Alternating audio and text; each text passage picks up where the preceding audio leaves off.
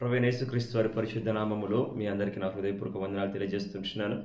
మరొక దినాన్ని ప్రభువు మనకు అనుగ్రహించి మీ ముందుకు దైవ వాక్యాన్ని తీసుకుని వచ్చుటకు ప్రభు ఇచ్చిన అవకాశాన్ని బట్టి దేవునామాన్ని ఘనపరుస్తుంటున్నాను. నా ప్రేమటువంటి వారులారా, మీ అనుదిన ప్రార్థనల్లో మమ్మను మా పరిచర్యను మీరు ఎత్తిపట్టుకునండి.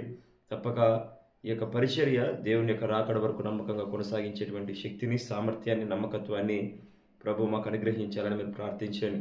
అనేక మందికి దీవెనకరంగా యూట్యూబ్ వర్తమానాలు ఉండలాగున మీరు ప్రార్థించండి. మీకు దీవెనకరంగా ఉన్నట్టయితే మీ యొక్క సాక్ష్యాన్ని తెలియచేయవలసిందిగా కూడా మీకు మనవి చేస్తూ ఉంటున్నాను. నా ప్రియమైనటువంటి వాళ్ళారా, ఈ దినం కొరకు సిద్ధపరచబడిన దైవ వాక్యాన్ని మనం చదువుకుందాం రండి. కొరింథీయులకు రాసిన 2వ పత్రిక 4వ అధ్యాయము 18వ వచనాన్ని మనం చదువుకుందాం.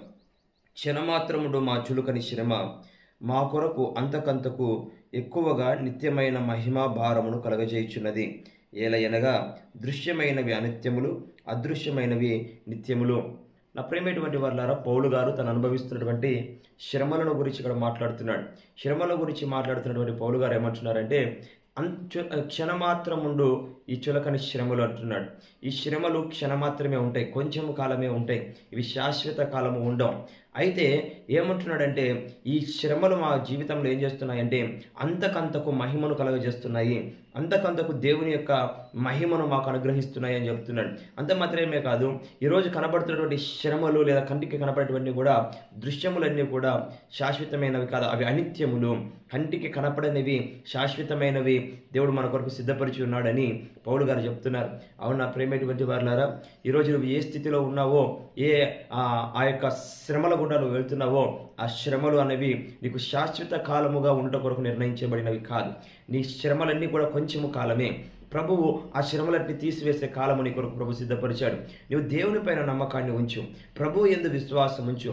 నీ పట్టుదల కలిగిన ప్రార్థనా జీవితాన్ని విడవద్దు, నీ పరిశుద్ధమైన జీవితాన్ని పోగొట్టుకోవద్దు, నీ నమ్మకమైన భక్తి జీవితాన్ని విడవద్దు, నీవు నడుస్తున్నటువంటి ఆ క్రమమైనటువంటి భక్తి జీవితాన్ని నిర్లక్ష్యపరచొద్దు. దేవుని హత్తుకొని దేవుని వెంబడిస్తూ దేవునికి ఒక నమ్మకమైన సాక్షిగా ఈ లోకంలో నువ్వు బ్రతుకుతూ ఉండు. తగిన కాలమందు తప్పక ప్రభు నీ ఎడల తన కృపను విడుదల చేస్తాడు. నీ శ్రమలన్నీ తీసివేయబడతాయి, నీ కష్టములన్నీ తొలగించబడతాయి. అంతకంతకు దేవుని యొక్క మహిమ నీ జీవితంలో ప్రజ్వలిస్తుందని దేవుని సేవకునిగా మీకు తెలియజేస్తున్నాను. అంత మాత్రమే కాదు, కొరింథీయులకు రాసిన పత్రికలో 13వ అధ్యాయంలో 13వ వచనంలో ఏం రాయబడిందంటే, ఇదిగో విశ్వాసము, ప్రేమ, నిరీక్షణ, ఈ మూడు కూడా గొప్పవి అని రాయబడింది. వీటిలో శ్రేష్టమైనది ప్రేమ అని రాయబడింది. ప్రేమ, విశ్వాసము, నిరీక్షణ, ఈ మూడు శాశ్వత కాలం నిలుస్తాయి. ఇవి ఎప్పటికీ వెళ్ళిపోం. పరలోకం చూడండి, కొన్నిసార్లు డాక్టర్లు మీకు మీ జీవితకాలం ఉంటుందండి, ఈ శ్రమ, ఈ అనారోగ్యం మీకు జీవితకాలం ఉంటుందండి, ఈ కష్టము మీకు జీవితకాలం ఉంటుందని అని డాక్టర్లు మీద చెప్పొచ్చు. ఎస్, ఒకవేళ అది మీ జీవితకాలం ఉన్నప్పటికీ కూడా పరలోక రాజ్యంలోకైతే ఆ రోగం మీ వెంబడి రాదు. ఎందుకంటే ప్రకటన గ్రంథంలో రాయబడిన మాట ఏంటంటే, కన్నీరైనను, దుఃఖమైనను, ఏడుపైనను, వేదనైనను, శ్రమైనను ఆ లోక రాజ్యంలో లేదు. ఆ లోక రాజ్యంలో శాంతి, సమాధానము, పరిశుద్ధత, ప్రేమ అనేటువంటి మాత్రమే నివాసం చేస్తాయి. కాబట్టి జీవితకాలం, ఎల్లకాలము నీ జీవితంలో ప్రభు దేన్ని అనుమతించాడు. ఒకవేళ నీకు రోగము జీవితకాలం ఉంటుందేమో, కానీ ఆ రోగం ఈ లోకంలోనే ఉండిపోతుంది, పరలోక రాజ్యంలోకి రాదు.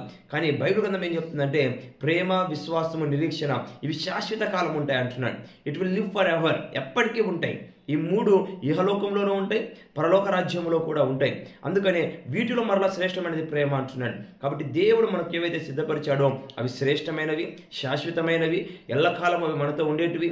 ఈ లోకంలో ఉన్నటువంటి ఈ శ్రమ పరలోక రాజ్యంలో నీకు కలగబోయే సంతోషాన్ని రెట్టింపు చేస్తుంది, అధికము చేస్తుంది అని మీకు మనవి చేస్తున్నాను. అందుకని నా ప్రేమైనటువంటి వాళ్ళారా, ఈ ఉదయకాలన నువ్వు దేవుని యొక్క మాటలు వింటున్నప్పుడు ఏ శ్రమను బట్టి నువ్వు దిగులు పడొద్దు.